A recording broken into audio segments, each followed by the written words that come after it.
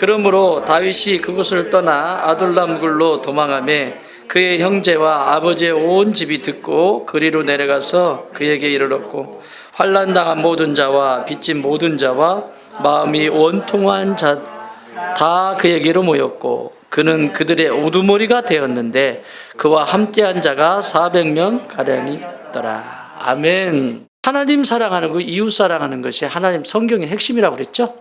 사랑의 핵심인데 그 사랑을 두 가지로 나누면 하나는 하나님 사랑, 하나는 이웃을 사랑하는 거. 예수님이 하신 말씀이에요. 그런데 하나님을 사랑하는데도 훈련을 받아야 되고 이웃을 사랑하는데도 훈련을 받아야 된다. 하나님 사랑하는 훈련 중에 가장 중요한 훈련? 예배 훈련. 예배에는 헌신이 있고 희생이 따른다. 예배 자리에 나오는데 한 주간 삶의 자리에서 그 예배의 말씀과 또 공동체와 함께했던 그 기억들을 가지고 한 주간에 살아오면서 헌신과 희생이 없는 예배는 예배가 아니다. 앉아있다고 예배가 아니다. 내가 어떻게 헌신했는지, 어떻게 희생했는지 그 말씀 때문에 이것이 살아있어야 그게 예배가 된다. 예배는 목숨을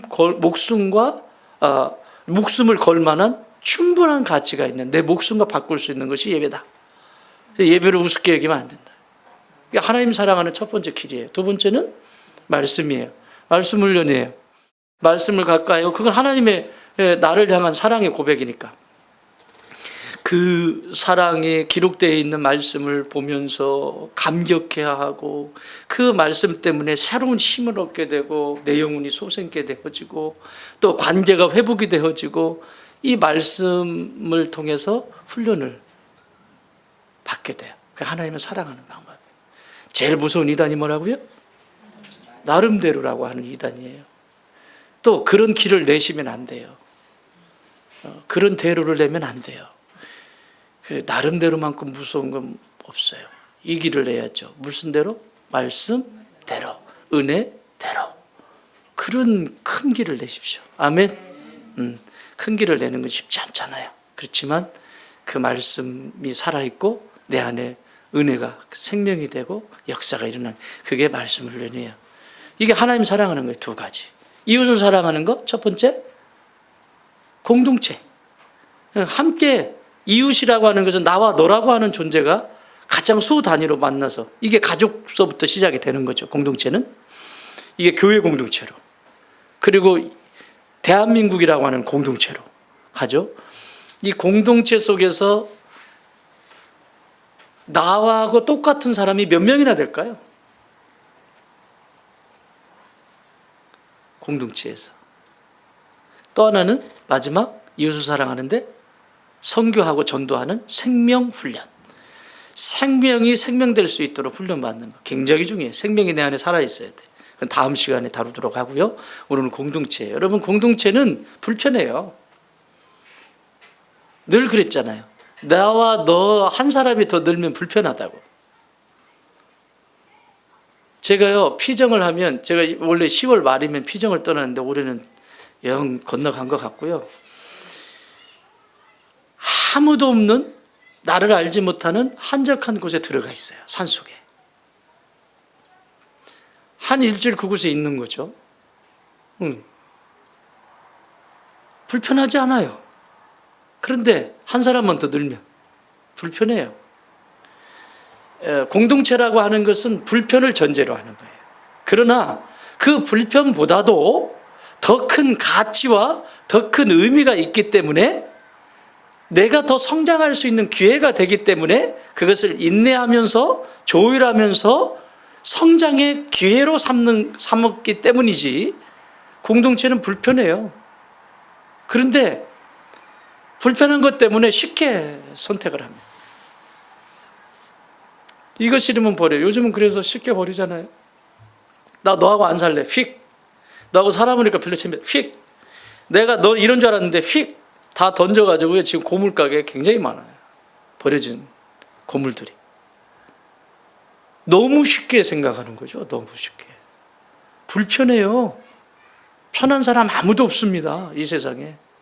자, 교회로 와보세요. 오늘 저와 여러분이 나눌 공동체는 교회 공동체를 얘기하는 거예요. 거기에 가족 공동체도 포함이 되고 이 대한민국이라고 하는 나라 공동체도 포함이 되는 거예요. 그렇지만 핵심적인 것은 교회 공동체입니다. 교회 공동체는 영적인 공동체입니다. 가족 공동체는 영적일 수도 있고 영적이 아닐 수도 있지요. 그렇지만 교회 공동체는 영적인 공동체입니다. 자, 오늘 소개하고 있는 다윗, 이 다윗은 골리앗을 쓰러뜨린 것 때문에 시샘을 받게 되고 초대왕 사울왕은 이 다윗을 죽이기 위해서 혈안이 되어 있습니다.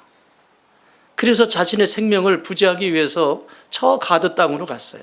가드 땅으로 이웃으로 망명 간 거죠. 여러분, 가드가 어디입니까? 누구 고향이죠? 누구 나라죠? 가드가 누구 고향이야?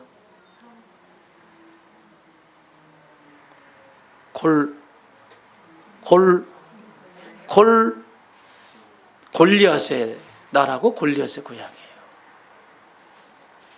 자기가 죽였던 그 골리앗의 나라가 가드라고요. 그 나라에 자기의 생명을 부지하기 위해서 사울이 얼마나 악랄하게 그랬는지 부지하기 위해서 그 가드 왕에게 가가지고 나 좀 구해달라고, 내가 이리만저만 하다 그랬더니 신하들이 저 골리앗 죽인 사람이다, 언제 당신 목에 칼 댈지 모른다 그랬더니 거기서 미친 척을 해요.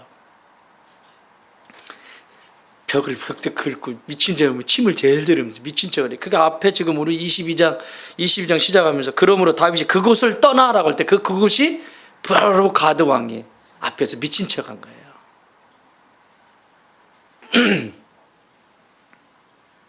그곳을 떠났는데 그곳이 어디냐면 좋은 곳이 아니라 자기 생명을 부지하기 위해서 미친 척한 나라. 그래서 간신히 저 미친 것이 어떻게 골리앗을 죽이고, 야, 갖다 내다 버려라. 그래가지고 거기서 쫓겨나다시피 해서 내다 버려서 나와서 찾은 곳이 어디냐면 아둘람이라고 하는 굴이에요. 광야에 가면 굴이 많습니다. 근데 그 굴에 와서 자기 은신을 하는 거예요. 자기 생명의 위협을 경험하고 그 언제 죽을 줄도 모르는 이런 상황 가운데 지금 다윗이 처해 있어요. 그런데 문제는 자기 혼자 있었는데 혼자가 아니라 사람이 늘어요. 누구부터? 가족들부터. 오늘 1절 읽어보세요. 시작. 그러므로 다윗이 그곳을 떠나 아둘람굴로 돌아가매 그의 형제와 아버지의 온 집이 듣고 그리로 나가서 그에게 이르고. 가족들부터 모였죠. 여러분, 사울이 그 강압적인 정치에 의해서 백성들도 힘들고 가족들도 힘들겠죠. 이스라엘 전역에 있는 모든 사람들이 다 힘듭니다.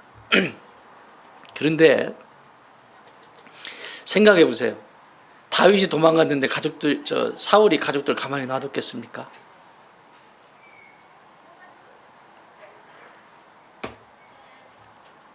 이미 가가지고 모든 협박을 다 했을 거예요. 성경에는 안 써 있지만 안 내놓으면 니네 집 불살른다부터 시작해서 별의별 협박을 다 했을 겁니다. 살겠어요? 오는 거죠. 짐 싸가지고 온 거예요. 다윗 자기도 힘들어요. 그런데 그 밑에 한번 읽어보세요. 시작. 모든 자와 마음이 원통한 자가 다 내게로 모였고 그는 그들의 기부금을 되었는데 그와 함께한 자가 400명가량이었더라. 몇 명 정도? 약 400명 정도가 모였대.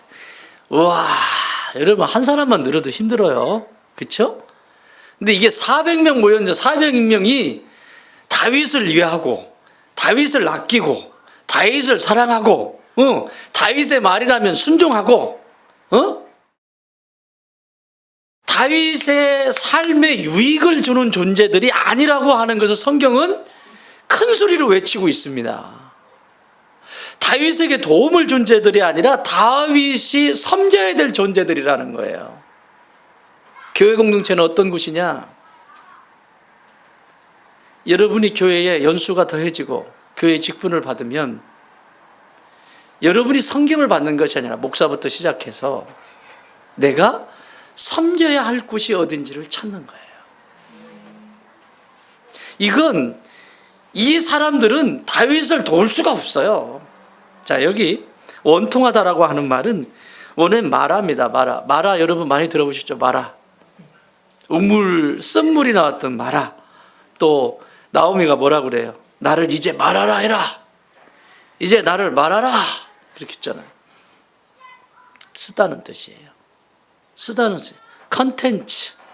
컨텐츠가 없다는 거예요. 디스컨텐츠예요. 디스컨텐트. 영어로는. 그러니까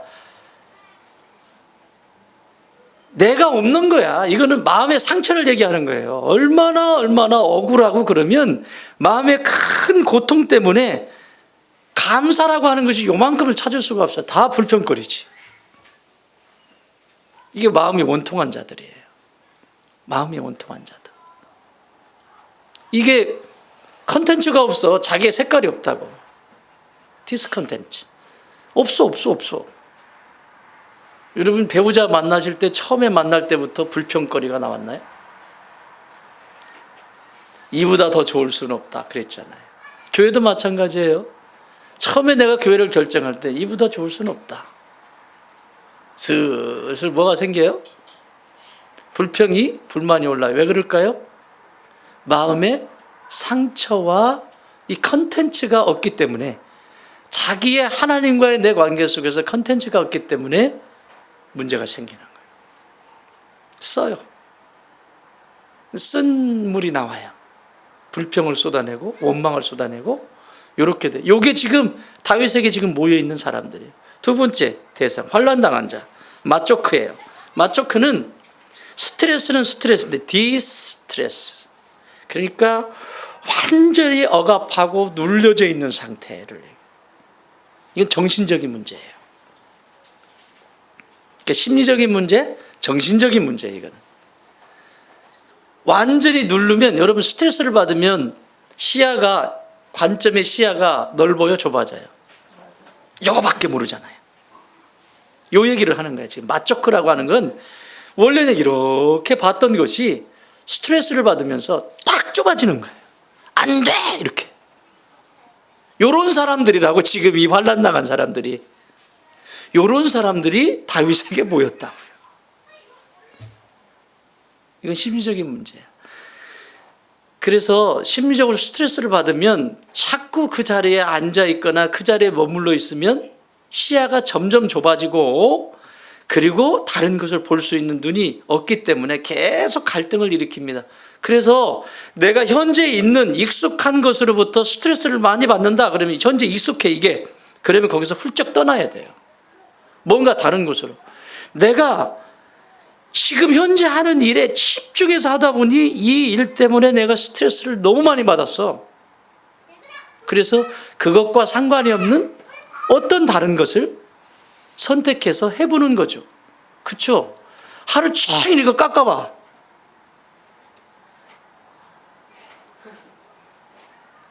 그래서 한 게임 치셔야 돼요. 너무 뭐라고 하지 마세요. 네? 그게 지금 내 삶의 유연함을 더 유연해지는 거예요. 그거 못하게 하면요, 까칠해져요. 권사님, 매우 까칠해져요. 막 그냥 아무것도 아닌 거 가지고 막 승기 포락포락 내고 막 그냥 차가 가니 안 가니 하고 막 그런다고. 스트레스를 받으면 거기서 잠시 그것과 상관이 없는 것을 떠나는 거예요. 목회도 마찬가지예요. 어느 목사님들은 평생 나는 안식을 해본 적이 없다. 그럼 자랑이 아니에요. 그에게는 반대로 얘기하면 자신의 스트레스가 여기 다 간 거지. 여기 다 간 거지. 여기 다 간 거지. 그래서 자기 관리를 할 줄 알아야 돼요. 그러니까 이런 사람들이 지금 여기 모여 있는 거라고. 또 하나는 빚진 자예요. 이건 진짜예요. 경제적인 거예요. 심리적인 거, 그 다음에 정신적인 거, 그 다음에 이 경제적인 것까지 지금 걸려 있는. 이 나샤라고 하는 이 빚져 있다는 것은 그냥 단순히 빚이 아니고요. 고리. 이 고리에 짓눌려 있는 상태예요. 너무 높은 이자에 사울이 어떻게 정책을 펼쳤는지 알겠죠? 백성들에게.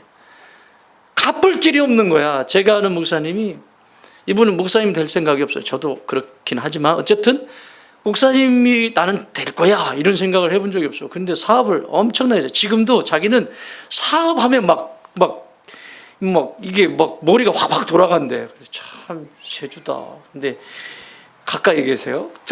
사업하면 너무, 사업 생각하면 너무 행복하대. 근데 주님 생각하면 인상이 써진대.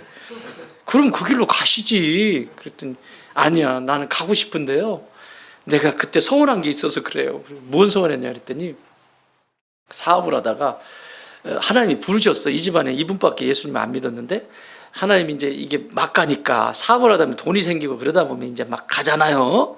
에? 사업을 안 해봐서 모르시겠어요? 가고 싶어? 이게 되는 거예요. 그래서 하나님이 몇 번 부르신 거예요. 부르셨는데 대답을 안 한 거지. 그냥 간 거죠. 그래서 부도가 났는데, 와, 그걸 막기 위해서 여기저기 은행에, 자기 거래처 은행에서 수십억을 갖다가 이제 넣고 이렇게 해서 안 되더래요. 그래서 뭘 썼어? 사채를 썼는데, 처음은 겁도 없이 사채를 썼는데 나중에 이게 늘어나기 시작하는데, 와, 이건 진짜 감당이 안 되더래요. 그래서 원금은 다 줬대. 어떻게 해서든 원금은 다 주고 원금 이상 줬는데 안 되겠더래요. 그래서 도망쳤대요. 주민등록 이렇게 정리하고 다 주소 어디 사는지도 모르는 거지. 그러고 나서 하나님, 그러면 제가 어떻게 해야 됩니까? 그랬더니 그때 이제 부름을 받아고 신학을 시작한 거예요. 바로 그렇게 10년이 지났어. 목사 안수 받을 때까지. 목사 안수 받기 전에 잠이 안 오더래. 내가 이제 안수를 받으면 이 길을 가야 되는데 잠이 안 오더래.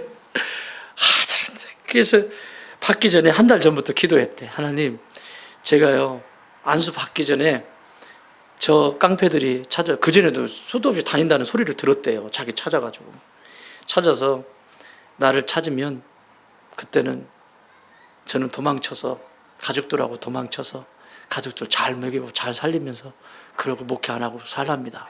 그랬대요.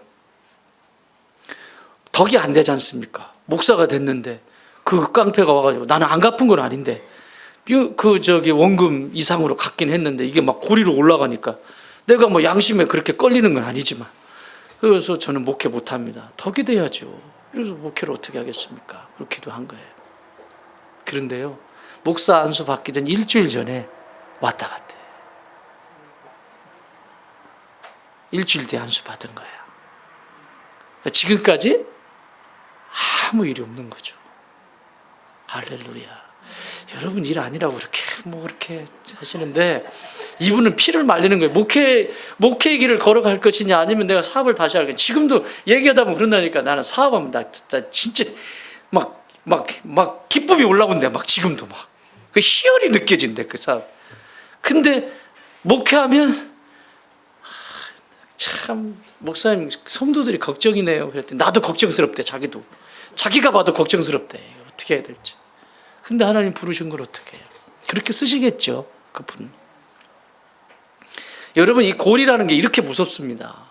이런 가운데 사는 사람들, 이렇게 마음이 넉넉하고 생각도 폭이 넓고 이런 사람들이 모여있는 것이 아니라 너무너무 어렵게 하는 사람들이 모였다는 거예요. 그래서 뒤 2절에 보면 다윗은 뭐가 되고 그들의 우두머리가 되고 그들과 함께 했다는 거예요. 그래서 오늘 이 본문 공동체의 핵심은 우두머리와 거기에 함께하고 있는 멤버들의 조화? 어떻게 해야 이 공동체가 다윗이 킹덤 오브 갓이 아니라 킹덤 오브 데이빗이거든요. 다윗이 세운 이 왕국이 하나님 나라의 예표예요. 어떻게 나라를 세워야 되는지에 대한 하나님 나라의 예표를 보여주는 거거든요. 어떻게 다윗이 홀로 있으면서 이 다윗의 왕국을 세웠느냐, 아무것도 없는 곳에서 어떻게 이 왕국을 세워서 하나님이 기뻐하시는 다윗 왕국을 세웠느냐, 요게 하나님 나라의 예표예요. 근데 이것이 우두머리인 다윗과 그리고 함께하는 400여 명의 환난당하고 빚지고 또 원통한 사람들, 이 사람들의 작품이라고요. 그러면 이 우두머리와 이 백성들과의 어떤 조화를 통해서 이 공동체가 세워져 갔는지를 보면 오늘 저와 여러분이 섬기는 이 교회 공동체도 어떻게 세워가야 되는지가 나오겠죠. 그 첫 번째는 자 57편이 시 57편이 이 아둘람굴에서 세운 고백했던 시예요. 다윗이 어제까지만 해도 혼자 있었어. 물론 근심은 되지. 사울이 쫓아다니니까. 그런데 이거는 이런 사람들만 모여 있는 거예요. 그게 쓸만한 사람이 아무도 없는 거예요. 이런 가운데 이들하고 살아내면서 사울의 그 공격도 공격이지만 이들과 그곳에서 살아내면서 쓴 시가 57편이에요. 제가 읽어드릴게요. 표준 세번역 성경을 읽어드리겠습니다. 참으로 하나님 나를 불쌍히 여겨주십시오. 불쌍히 여겨주십시오. 내 영혼이 주님께로 피합니다. 이 재난이 지나가기까지 내가 주님의 날개 그늘 아래로 피합니다. 가장 높으신 하나님께 내가 부르짖습니다. 나를 위하여 복수해 주시는 하나님께 내가 부르짖습니다. 하늘에서 주님의 사랑과 진실을 보내시어 나를 구원하여 주십시오. 나를 괴롭히는 자들을 꾸짖어 주십시오. 셀라. 얼마나 괴롭히면 나를 괴롭힌다고 하겠어요. 자, 오 하나님, 주님의 사랑과 진실을 보내어 주십시오. 내가 할 수 있는 게 아니라는 거예요. 주님의 사랑과 주님의 그 진실하심이 이 공동체를 만들어갈 수 있다는 거예요. 내가 사람을 잡아먹는 사자들 한가운데 누워 있어 보니 이들이 뭐라는 거예요 지금. 사자, 나 뜯어먹으려고 있는 사자들이에요. 사자 있어 보니 그들의 이는 창끝과 같고 화살촉과도 같고 그들의 혀는 날카로운 칼과도 같았습니다. 하나님, 하늘 높임을 받으시고 주님의 영광을 온 땅 위에 펼치십시오. 그들은 내 목숨을 노리고 내 발 앞에 그물을 쳐놓아 내 기가 꺾였습니다. 그들이 내 앞에 함정을 파놓았지만 오히려 그들이 그 함정에 빠져들고 말았습니다. 셀라.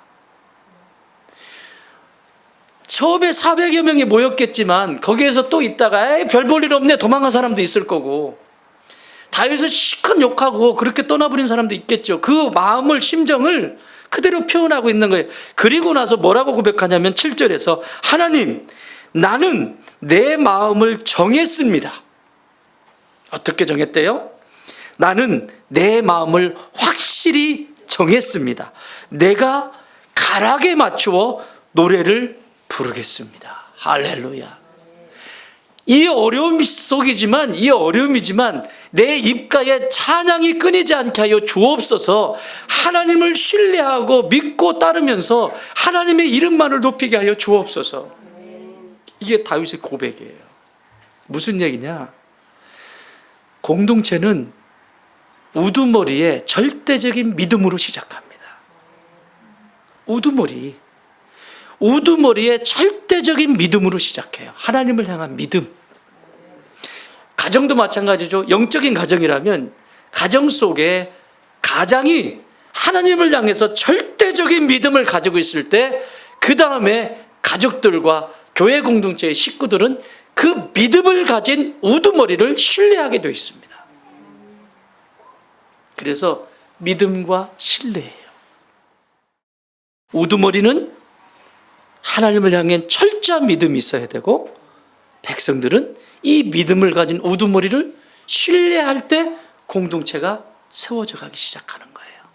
어떤 공동체든지 나라든 그게 가정이든 교회든 그렇게 이루어지는 거예요.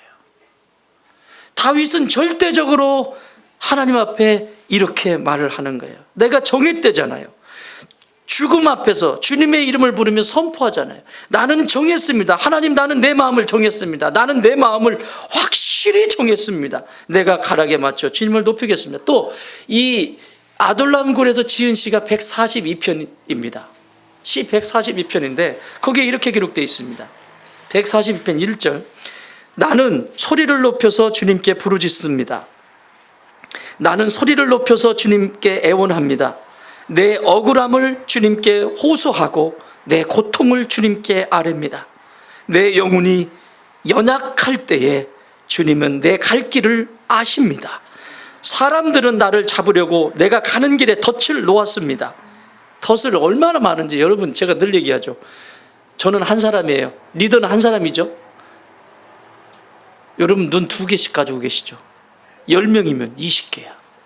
100명이면 200개야. 그 눈에 어떻게 다 마음에 들어요?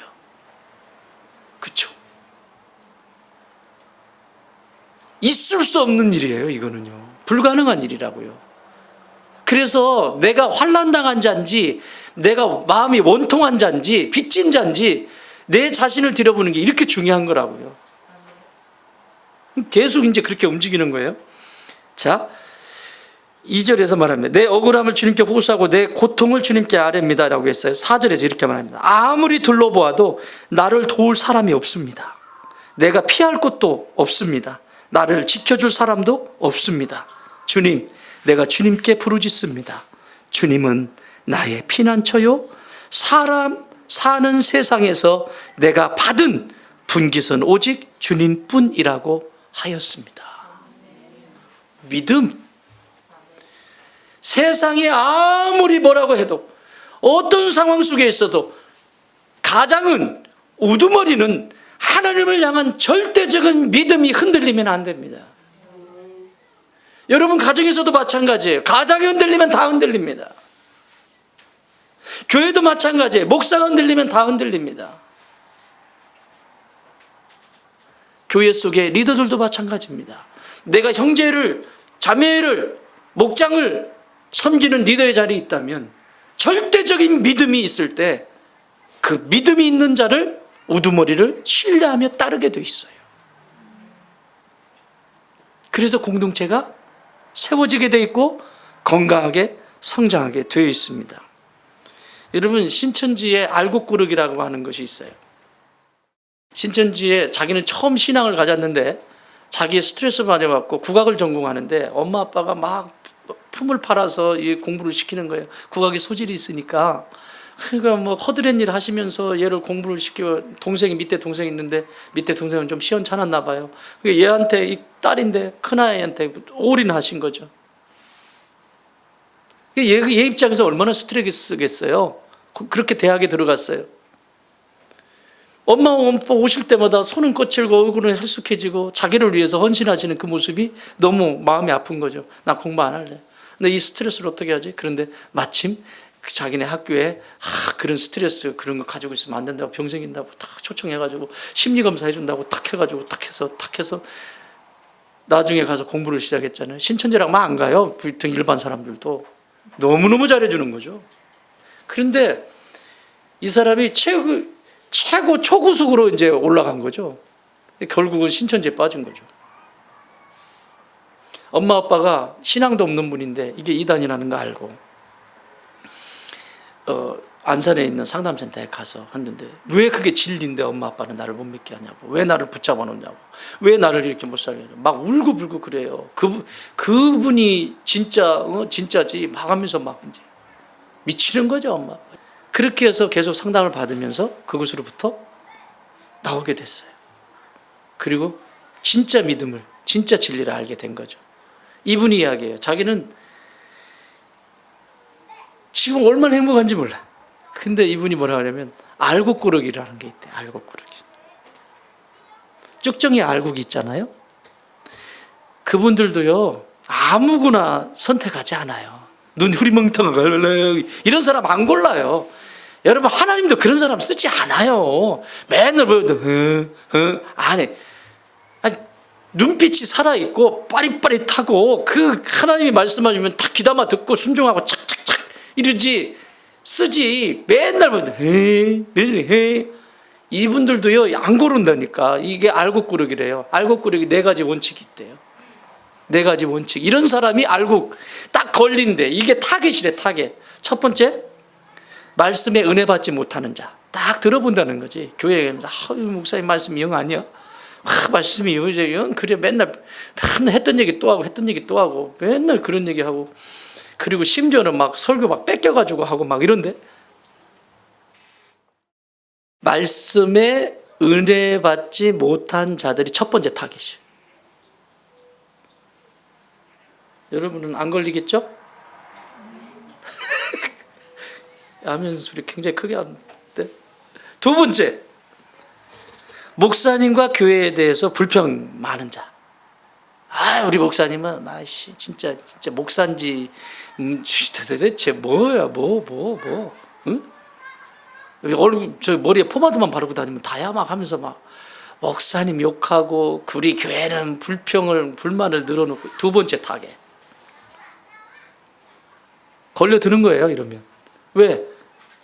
먹을 거리가 엄청나게 많거든. 준비하는 게 이런 사람들한테 먹여줄 게 엄청 많거든. 설교 말씀 가지고 하는 사람 먹여줄 거 많고요. 이거 불평하는 사람 먹여줄 거 많고요. 쌓아놓고 있어. 그들은 회개해야 돼. 지금 우리가 그런 사람들이 왔을 때 먹여줄 게 있어야 되는데 먹을 게 없네. 왔다가 굶주리고 가면 안 돼. 응? 배울 건 배워야지. 자, 세 번째, 헌금에 의문이 있는 자. 11조는 왜 해야 되는데? 왜 해야 되는데? 성경에 써 있어? 여러분, 헌금을 잘하는 사람이 불평할까요? 늘 말씀드리죠. 그것을 잘하고 있는 사람은 전혀 그것이 걸림이 없다고. 오히려 행복하지. 말씀 읽으세요. 말씀 안 읽는 사람이 걸리는 거지 말씀 읽고 묵상하고 하는 사람이 걸릴까요? 조장로님, 그런 사람 안 걸리지요? 예. 안 하기 때문에 걸리는 거예요. 막 찔리고 막 목사님 좀 그만 좀 얘기하시지 왜 자꾸 그 얘기를 하시냐고. 안 하니까 그런 거예요.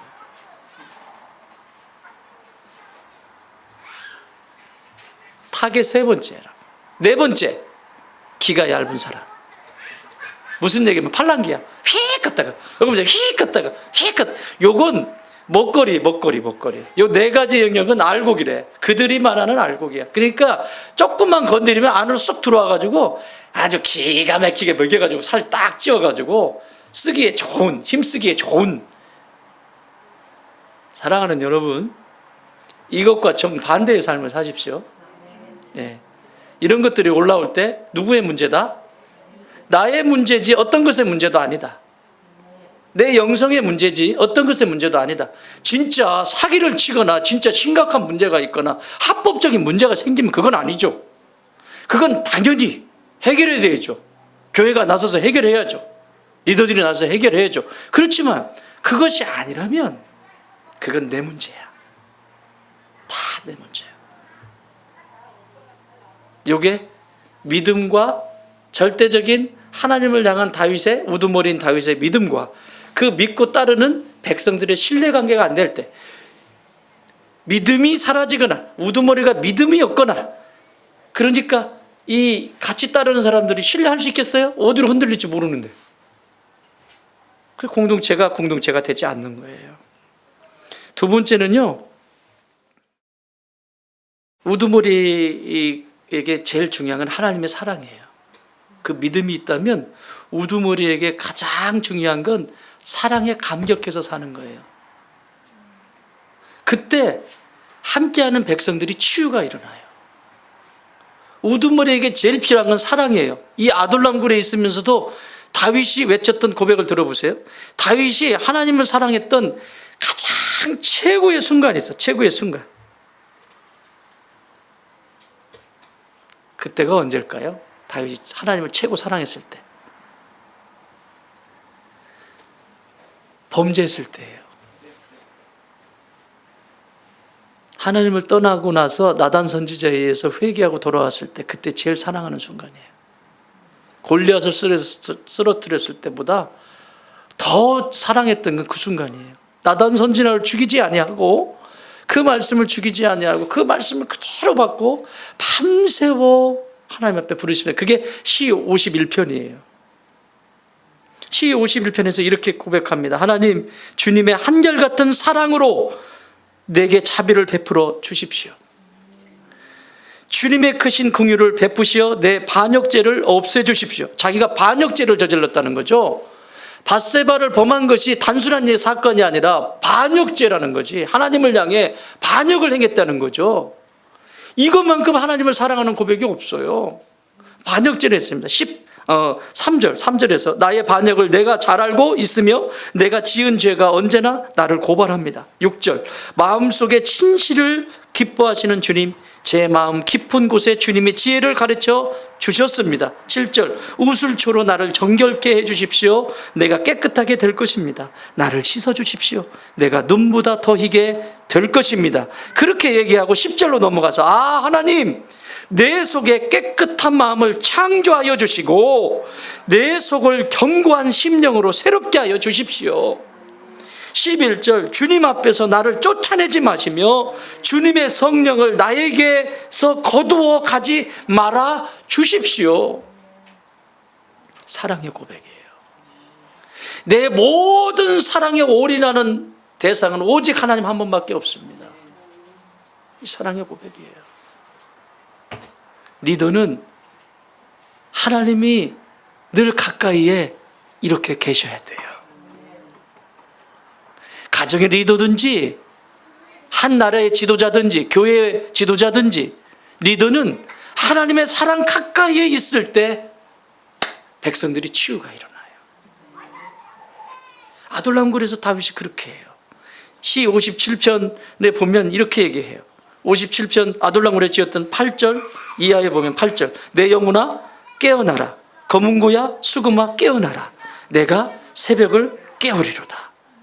주님, 내가 만민 가운데서 주님께 감사함을 드리며 문 나라 가운데서 노래를 불러 주님을 찬양하렵니다. 주님의 한결같은 그 사랑 너무 높아서 하늘에 이르고 주님의 진실하심 구름에까지 닿습니다. 하나님, 주님은 하늘 높이 높임을 받으시고 주님의 영광 온 땅에 펼쳐 주십시오. 주님의 그 사랑. 리더는 하나님을 사랑하는 것보다, 그 믿음이 있다면 하나님을 사랑하는 것보다 중요한 게 없어요. 그분을 사랑할 때 그 속에서 생명의 역사들이 일어나거든요. 백성들, 다윗과 함께 했던 백성들 또한 다윗처럼 하나님을 사랑을 알아가게 되고 그 안에서 치유가 일어나고 회복의 역사가 일어나게 되는 아름다운 공동체가 바뀌기 시작하죠. 이제 아름다운 공동체를 무너뜨리는 가장 큰 비극은 타인에게서 핑계거리를 찾는 거예요. 계속 타인에게서 핑계거리를 찾아요. 타인의 탓을 하며 시간을 허비할 때가 너무나 많이 있습니다. 진짜 그런 시간이 있다면, 그런 잠못 이루는 시간이 있다면, 나를 하나님이 어떻게 사랑하셨고 지금 또한 하나님이 나를 어떻게 사랑하시는지를 기억할 수 있다면 공동체의 식구로 함께 동역하는 기쁨을 누리게 되어 있죠. 그것이 하나님이 우리에게 주시는 복이에요. 마지막 세 번째는 이 지도자의 우두머리의 순종이에요. 하나님의 말씀 앞에서 순종하고 그 앞에서 순종하는데 다윗의 최고의 순종은 언제냐? 제가 성경을 쭉 보면서 다윗이 최고 순종했을 때가 언제일까? 골리앗 앞에? 아니에요. 최고의 순종은 자신을 죽이려고 하는 사울 앞에서 얼마든지 죽일 수 있었는데 죽이지 않았던 것이 최고의 순종이야. 내 목숨을 죽이려고 하는 사람을 어떻게 그렇게 할 수 있어요? 엔게디 광야에서 사울이 볼일을 보고 있죠. 그런데 다윗이 몰래 가가지고 옷자락 싹 베어가지고 오잖아요. 그리고 볼일 보는 사람 푹 찔르면 끝나는 거 아니야? 볼일 보다가 무슨 칼을 뽑겠어? 뭘 하겠어? 응? 그대로. 그리고 이렇게 얘기해요. 사무엘상 24절 6절에 25절에 이렇게 얘기해요. 다윗은 자기가 사울의 겉옷자락만을 자른 것뿐인데도 곧 양심의 가책을 받게 되었다. 그 옷자락 살짝 뺐는데, 그래서 다윗은 자기 부하들에게 타일렀다. 내가 감히 손을 들어 주님께서 기름 부어 세우신 우리의 임금님을 치겠느냐? 주님께서 내가 그런 일을 하지 못하도록 나를 막아주시기를 바란다. 왕은 바로 주님께서 기름 부어 세우신 분이기 때문이다. 할렐루야. 이게 순종이에요. 이게 오늘은 니나 내나 똑같지. 그래? 아이고, 이게 최고의 순종이라니까. 지금 다윗의 이런 순종 10광야에서 또 있었어요. 죽일 수 있는 기회 가셔서 읽어보세요. 10광야 26장에 나와요. 26장에 보면 다윗이 죽일 수 있어요. 그런데 아비새나 주변의 장군들이 이거야말로 기회입니다. 잠들어 있는데 이렇게 칼 이렇게 딱 넣으면 죽잖아요. 이렇게 딱 기회인데 저기 대장이 못하면 내가 할게요. 이러는 상황이야. 그때 다윗이 이렇게 또 타이릅니다. 9절. 그러나 다윗은 아비새에게 타일렀다. 그를 죽여서는 안 된다. 그 어느 누구든지 주님께서 기름 부어 세우신 자를 죽였다가는 벌을 면하지 못한다. 다윗이 말을 계속하였다. 주님께서 확실히 살아계심을 두고 말하지만 주님께서 사울을 치든지 죽을 날이 되어서 죽든지 또는 전쟁에 나갔다가 죽든지 할 것이다. 그건 내 소관이 아니다. 여러분, 내 생명과 직결되어 있다고요. 이 사람을 죽여야 내가 안 죽는다고. 그런데 그 죽일 수 있는 환경이 되었음에도 불구하고 다윗은 하나님이 약속하신 말씀대로 순종하는 거예요. 기름 부음만은 죽일 수가 없다. 여러분, 리더는, 지도자는, 우두머리는 하나님의 말씀 앞에 순종하는 것부터 시작이 되어야 됩니다. 우리의 근거는, 우두머리의 모든 것의 가치와 기준은 하나님의 말씀입니다. 그 말씀이 그렇게 하셨다면 내 목숨이 죽어도, 내 목숨이 끝이 나도, 내 삶에 누리고 있는 모든 것들을 다 버린다 할지라도, 다 잃어버린다 할지라도 말씀이 살아있을 수 있다면 내가 죽는 게 맞죠. 이게 순종이야. 그랬더니 백성들이 이 순종 앞에 희생을 하기 시작합니다. 우두머리가 말씀 앞에 순종할 때 백성들은 희생하게 돼 있어요. 헌신하고 희생하게 돼 있어요. 왜 백성들이, 이 땅의 교회들이 왜 헌신하고 희생하지 않을까? 우두머리의 문제예요. 우두머리의 문제. 우두머리가 하나님 말씀에 순종 안 하거든. 믿음으로 반항하지 않거든요. 하나님의 사랑과 가까이 있지 않거든요. 그러니까 헌신하지 않는 거예요. 순종하지 않는 거예요.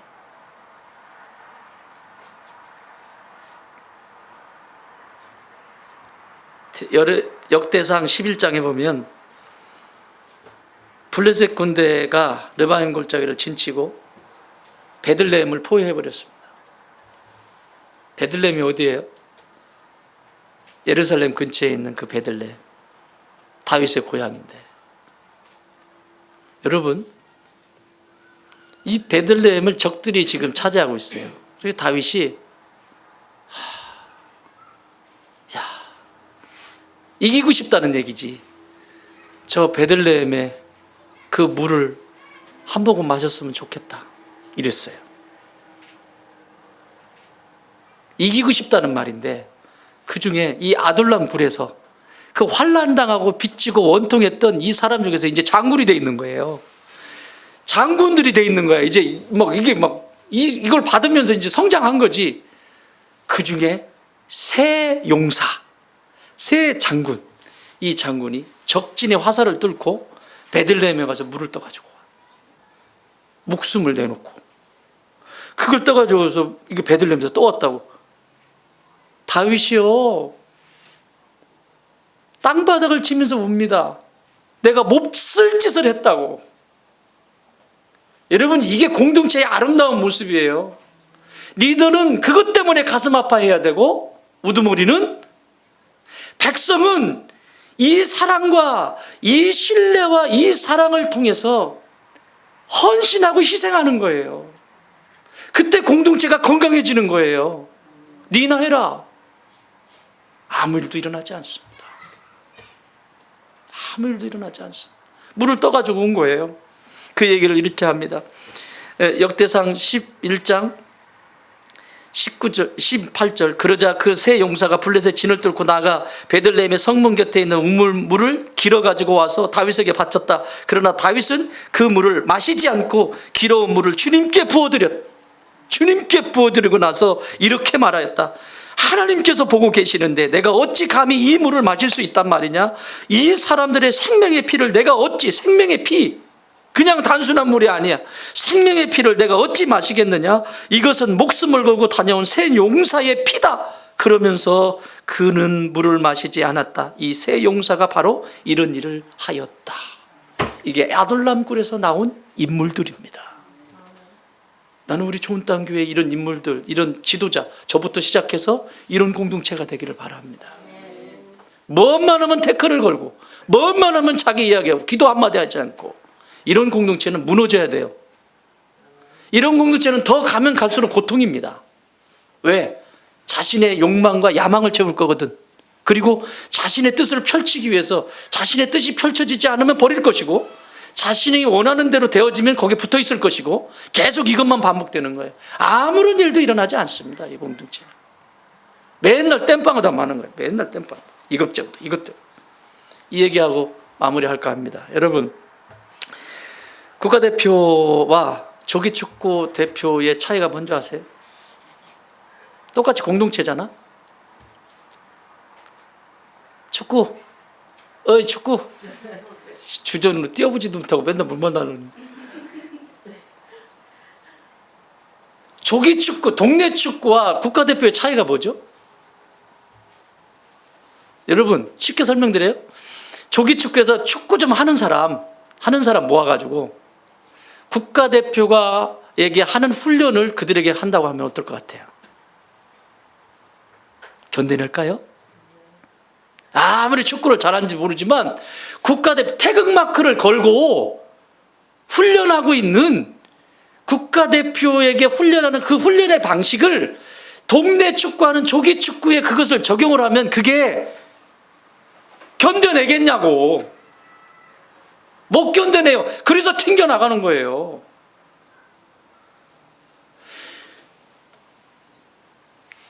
국가 태극마크가 달렸다는 것은 우리는 하나님 나라의 국가대표들이잖아요. 세상에 예수 믿지 않는 사람들, 그리고 또 교회 다니지만 믿음의 선한 싸움을 싸우지 않는 조기축구 하는 사람들의 수준에 있으면 안 된다고. 따라합시다. 나는 천국 국가대표다. 아멘? 한 번 더. 나는 천국 국가대표다. 옆에 분에게 인사해주세요. 당신은 천국 국가대표요. 시작. 아멘? 국가대표답게 가는 거야. 그걸 뭐라고 하냐면 이렇게 얘기해요. 우리가 헌신이라고 하는 말을 하죠. 희생이라고 하는 말을 하죠. 그거는 그냥 단어가 아닙니다. 글자 몰라서 그런 거예요? 아니에요. 공동체가 세워지는데, 하나님 나라의 공동체가 세워지는데 헌신과 희생은 반드시 따르게 돼 있어요. 우리의 자녀들을 기를 때 부모님이 헌신과 희생 없이 자녀들이 길러져요? 반드시 헌신과 희생이 들어가잖아요. 나 힘들어 죽겠는데 애들 목욕시켜야 되고, 나는 지금도 너무너무 밥을 얻어먹을 때마다 감사한 게 뭐냐면 이 사람이 삼시세끼 아침부터 나에게 밥을 안 준 적이 없어. 결혼할 때부터 아침 안 챙겨준 적이 없어요. 어떻게 저걸 저렇게 매번 새밥 챙겨가지고 저렇게 챙겨줄까? 여보 고마워. 그런데 그것도 그냥 고맙다는 말뿐이지, 이게 진짜 아내들이 밥 끼니 챙겨줘. 요즘은 젊은 분들 밥 안 챙겨주더만, 우리 조장님 밥 안 챙겨주면 화나요. 아내 어디 갔나? 3부 나오나? 아파가지고 밥 챙겨주려고 그런 거요. 저쪽은 밥 안 챙겨주면 화나거든요. 그랬더니 저희 큰아이가 계산을, 자기가 아침 먹는데 엄마는 언제나 이렇게 우리에게 밥을 이렇게 꼬박꼬박 챙겨주시면서 어떻게 이 힘든 일을 다 해내시냐. 뭔 도움이냐? 그거 밥만 하는 것도 아니고 자기 일하지, 교회 일하지, 집안 살림하지, 돈까지 벌어야지. 자기가 밥 한 것만 세봤대. 내가 밥 얻어먹은 거, 우리 엄마한테 태어나가지고 밥 얻어먹은 것만 세봤다. 엄마 감사해요.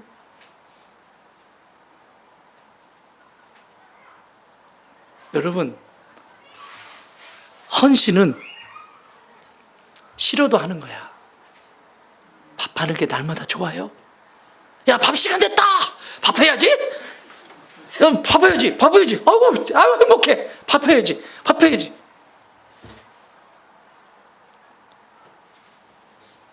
어느 날은 하기 싫어요. 참, 오늘은 그냥 시켜 먹었으면 좋겠다. 그런데 가족들 건강을 위해서 헌신하는 거예요. 싫어도 하는 게 헌신이라고. 희생은 뭘까요? 헌신, 싫어도 하는 것이 헌신이야. 그래서 자녀들이 크는 거고, 그 모판에서. 그렇잖아요. 희생은 뭘까요? 울면서 하는 것이 희생이야. 싫은 것을 지나서 울면서 그 사명 감당해 가는 게 희생이라고. 울면서 뱃세면서로 가는 그 암소처럼 새끼가 울고 불고 하는데 눈물을 뚝뚝 흘리면서 그 개를 싣고 가고 있는, 단순한 단어가 아닙니다. 하기 싫어도 하는 것이 헌신이라면 눈물로 그 무릎으로 가는 게 희생이라고요. 결국 공동체는 어떻게 세워지냐? 이 헌신과 희생을 통해서 세워지는 거예요. 여러분, 교회를 하면서 날마다 막 하고 싶어 죽겠어요? 날마다? 망치도 못하면 아이고 하고 싶어 죽겠네. 막 이것도 하고 싶고 저것도 하고 싶고 막 이러지? 아니에요. 하고 싶을 때가 있겠지. 정말. 그렇지만 많은 경우 쉬고 싶고 하고 싶은 마음보다는 쉬고 싶고 미루고 싶지 하고 싶은 마음 없어요. 자, 여기 햇빛이 이렇게 납니다. 지금 덥죠? 이게 지금 몇 주째 갑니다. 이게 지금 몇 주째. 예를 드는 거예요. 하기 싫지만 하고 싶어서 하는 사람이 있을 거고, 하기 싫지만 날 잡아가지고. 여러분, 이 주일만 되면 막 덥고 막 이러니까 막 불편한 걸 알죠? 그런데 여기 예배 딱 끝나면 다 잊어버려요. 누군가의 헌신이 있고 누군가의 희생이 있을 때 햇빛은 내려가겠죠. 공동체는 누군가의 헌신과 누군가의 희생, 나는 그 누군가가 바로 저와 여러분 되시길 주의 이름으로 축원합니다.